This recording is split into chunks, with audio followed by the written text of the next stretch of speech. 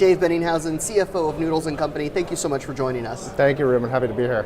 What sort of impact are you seeing from lower fuel prices? It's an interesting question because gas prices certainly being lower, more dollars into the consumer's wallet, definitely beneficial for the restaurant space. It's a little unique because it happened during the holiday season, so I think it might take a few cycles as consumers get used to having a few more dollars in their wallet, but certainly that's overall a beneficial tailwind for the restaurant space. Now you're still in the early stages of expansion. You have about 400 plus outlets.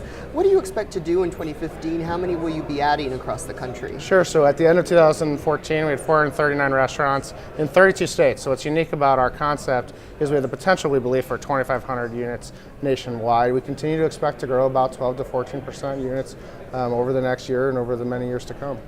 Now, you've been testing chicken, I believe, in Colorado. What sort of impact do you expect higher poultry prices to have in 2015? How are you hedging for that? Sure, so from a commodity perspective, we feel very good. We have a very diverse basket of goods, very high quality ingredients. On the chicken side, and we already have an antibiotic-free, hormone-free pork product. We're introducing an antibiotic-free, hormone-free, vegetarian-fed chicken in our Colorado restaurants. Modest increase from a cost perspective for both the company, about a 20-cent increase for the consumer.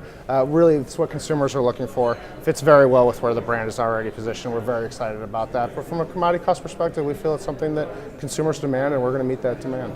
You launched a catering initiative last year. What sort of impact do you see that having on the bottom line in the long term? Sure, we talked about 1 to 1.5% of sales is what our target is for the fourth quarter of 2014. When you look at the restaurant space, there's pretty diverse results in terms of how high catering can go. We think it's going to be a long contributor over many years to our average unit volumes. Your shares hovering around $27.50, down from a 52-week high of about 41 bucks. Mm-hmm. Are they fairly valued now, or do you want to get them back up to that $41 a share level? We don't worry too much about the stock price. What we're focused on is making sure that we're executing a great dining experience every day, every guest, every bowl. And if we do so, we believe the stock price will take care of itself. Dave Boennighausen, CFO of Noodles & Company, thank you for joining us. Thank you, Ruben. Appreciate it.